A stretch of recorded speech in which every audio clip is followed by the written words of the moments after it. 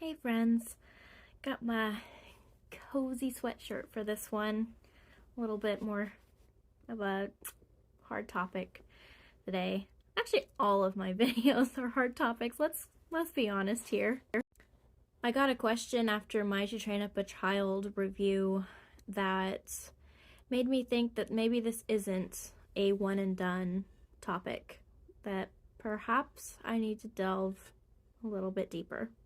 Essentially, the question is, what are some of the subconscious long-term psychological effects of this philosophy and this training of children?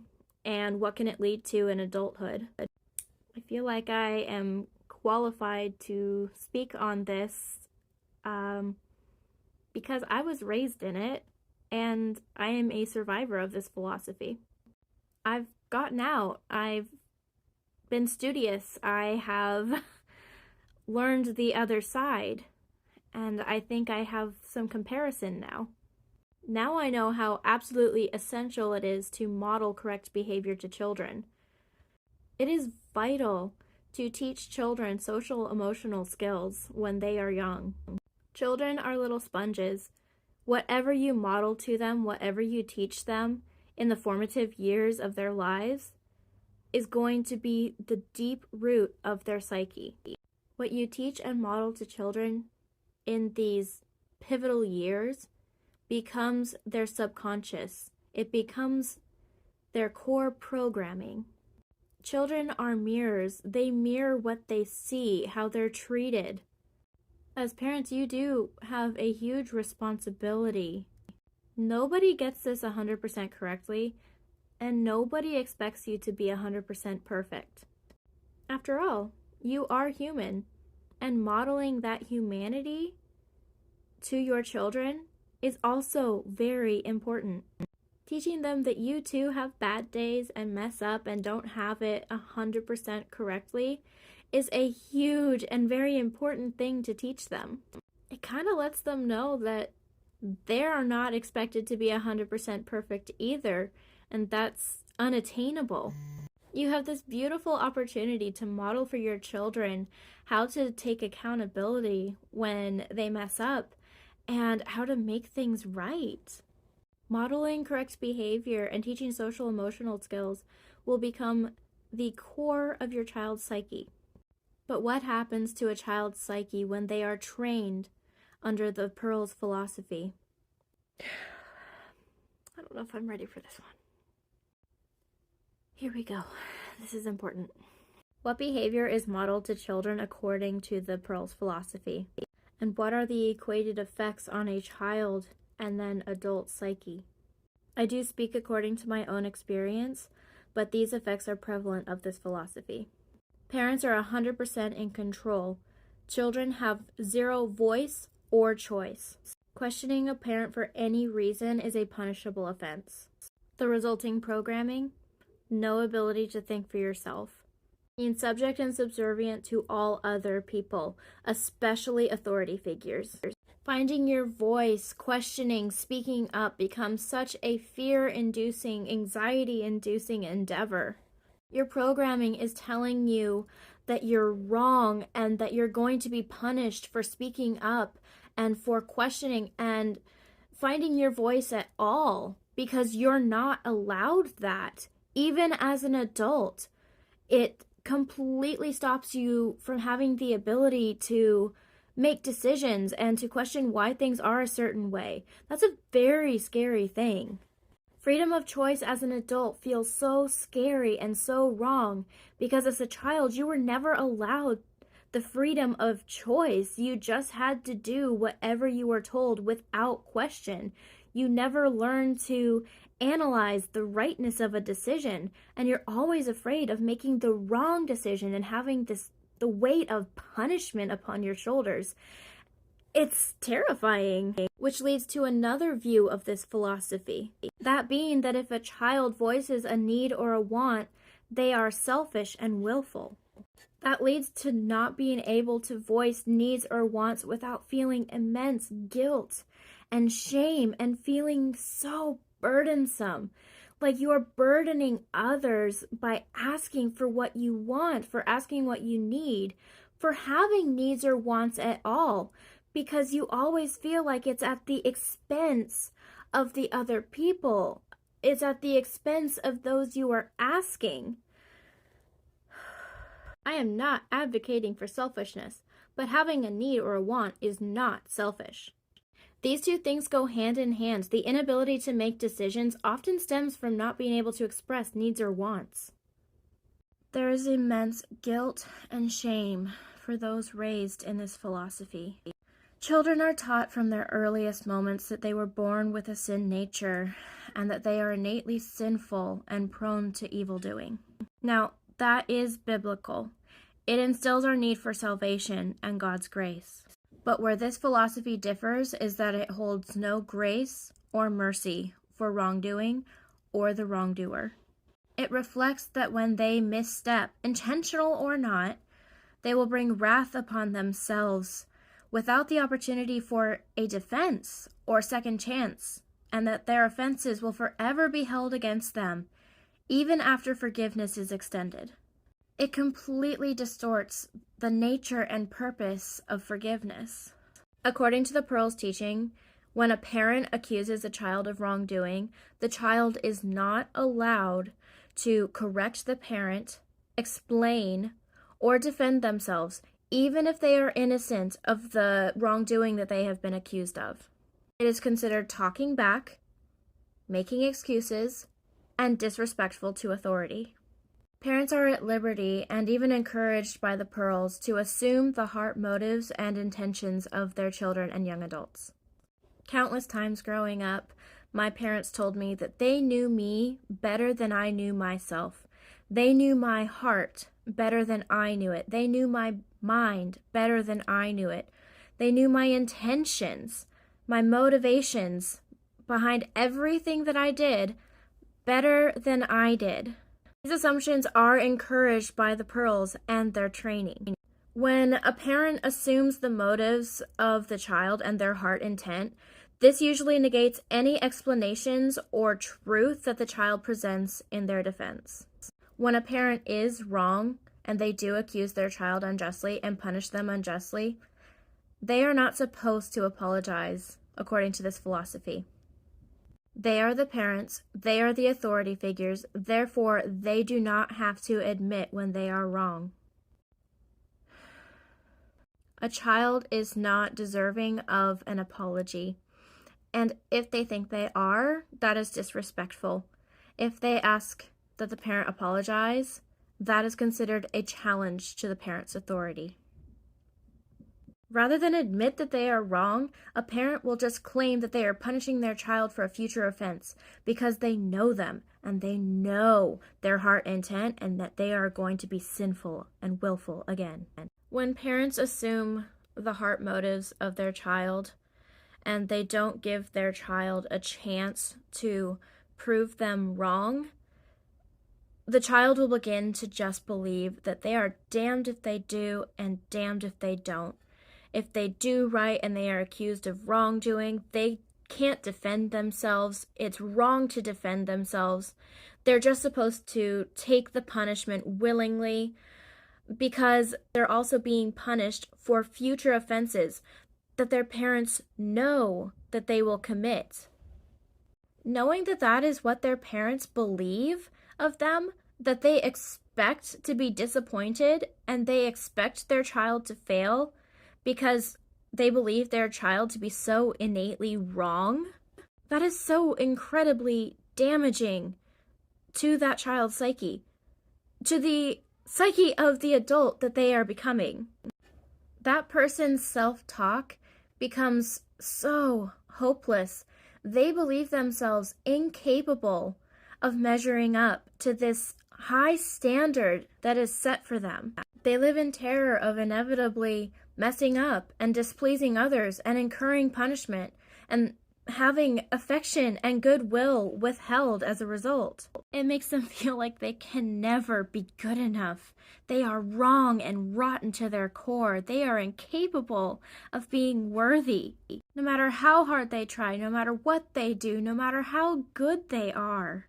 Deep down, they will always feel like they are deficient and like they are incapable of pleasing others. And that leads them to feel like they are never what anybody else wants. Who would want someone so messed up? It so deeply affects their self-image. They will always feel unworthy, unlovable, and like everybody in their lives will eventually decide that they are not worth putting up with any longer. And this leads to deep-seated fear of abandonment. Again, I am speaking from my own experience. I wrestle with these ingrained beliefs every day of my life, in every relationship that I have.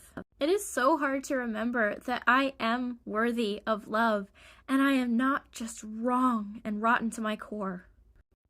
I want to elaborate a little bit on the damage that parents assuming the motives and the heart intent of their children can do. This has done so much harm to me personally, and I am still working through this. When your parent claims to know you better than you know yourself, to know your heart and your motives better than you know them, you lose the capability to trust yourself, to trust your thoughts, your feelings, your motives. It makes you feel crazy. Even if you know your heart and intentions behind the things that you do and say, there is always a part of you that questions it. You feel like you can never trust your instincts on anything. You will second guess yourself, triple guess yourself, quadruple guess yourself, and still feel like you're just wrong. What's more, you will always fear that others will never see your true intentions, your true motives. This leads to constantly feeling like you're misunderstood. It leads to you feeling the necessity and the compulsion to over-explain everything. Because you can't risk leaving room for error. Because if others misunderstand you, then they are unable to accurately see you, and they may decide that you are not worth having a relationship with. So you feel like you always have to do damage control. And if others have a certain view of you, you begin to wonder if you actually have an accurate view of yourself. You are constantly questioning your self-image because you were raised to believe that you don't know yourself. You don't know your own heart. You don't know your own motives. It is paranoia-inducing. You feel like a stranger in your own body, in your own mind. If you don't know who you are, how can anyone else know who you really are? It is so scary. It makes you feel trapped in yourself. But this I do know. Only God knows you better than you know yourself. No one else. Every day I try so hard to keep that truth at the forefront of my mind. Parents, do not tell your children that you know them better than they know themselves. Do not assume the worst of them. That doubt will deeply ingrain itself in them. The Pearls advocate very strongly for corporal punishment in response to anything they consider a punishable offense. A punishable offense is anything perceived as a sign of disrespect to a parent or authority figure. Perceived disrespect does not necessarily mean that it was intended disrespect. If a child defends themselves or talks back, any kind of emotional affectation in response to a parent is considered emotional manipulation, and it is also a punishable offense. Frustration or exasperation is considered disrespectful, willful behavior and is also a punishable offense. Voicing any independent thought or opinion that may challenge a parent's own beliefs. It is absolutely baffling how a child trying to learn by asking questions can be considered disrespectful and a punishable offense. If a child insists that they are right and a parent is wrong, that is extremely disrespectful and a punishable offense. Anything less than instantaneous and unquestioning obedience to a parent is also a punishable offense. The Pearls insist that a child should be told to do something only one time by a parent, and if they do not do it, they are punished immediately. It doesn't matter if a child didn't hear their parent, they are always supposed to be just listening for their parent's voice. Even if the child was in a room with the door closed and literally could not hear a parent when they called them. It is willful behavior if a child fails to be vigilant in listening for their parent's voice. At all times. Immediate response or punishment. There is no room for error or misunderstanding. In a nutshell, punishable offenses are anything that displeases a parent. Even if a child does nothing wrong, even if a parent just misinterprets what a child says or the tone that they used, it is still a punishable offense. And remember, a child cannot defend themselves. Parents are instructed to beat their children with a switch or a plumbing pipe. This will bring the child back into joyful compliance to the parent's will. The child is then expected to be completely submissive and soft and compliant. If a child was beaten unjustly, they cannot show any kind of resentment for being punished unjustly. They are still expected to be contrite and apologetic. If they do display any signs of defiance, they are to be beaten repeatedly until they are completely broken. This is absolutely child abuse, and it is wrong. So in the last part, we discussed corporal punishment in response to punishable offenses. Now I'm going to discuss the psychological effects of this. When you use corporal punishment to punish your children for wrongdoings, especially at such a young age, the Pearls advocate for corporal punishment as early as 3 months. It deeply ingrains aggression into the psyche of the child and the adult that they become. It sends the message that if they feel strongly enough that they are right, if they are disrespected, if they are challenged, if they become angry enough, that physical abuse is an acceptable response. This training opens up the door to justifying any kind of abuse, physical abuse, emotional abuse, psychological abuse, that it is acceptable to ignore somebody else's boundaries and bodily autonomy, that if you feel that you have been wronged enough and disrespected enough, that it is perfectly acceptable to enact violence on somebody else. Because if you feel strongly enough that you are in the right, then you are within your rights to enact abuse on anyone you wish to, especially if they are weaker and smaller than you are. This programming is designed to perpetuate the cycle of violence and abuse for generations. Children are raised to believe that not only do they deserve physical abuse and violence in a response to their mistakes, but that it is also acceptable to enact the same physical abuse and violence against others that wrong them. How are children supposed to learn that enacting physical abuse against others is unacceptable when their punishment for doing so is to be physically abused? Make it make sense. Parents who use this training are programming violence and aggression into the default settings of their children. Children raised in this philosophy grow into adulthood knowing that this violence and tendency to aggression is deeply rooted in their default settings. It's there lurking in their subconscious. Even when we grow up to learn what is right and what is true and acceptable, we still know what lies beneath. It takes incredible willpower and intentionality to bury those default settings deep within us. It is also terrifying knowing that they are there. It can feel like Jekyll and Hyde, like two people, one who is good and kind and gentle, and another who is aggressive and harmful. Even though we have fought to overcome it, deep down we still feel like monsters, and we wonder, why do we exist at all?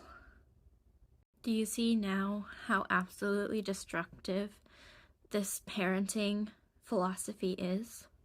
This teaching is something that children must fight to overcome once they reach adulthood.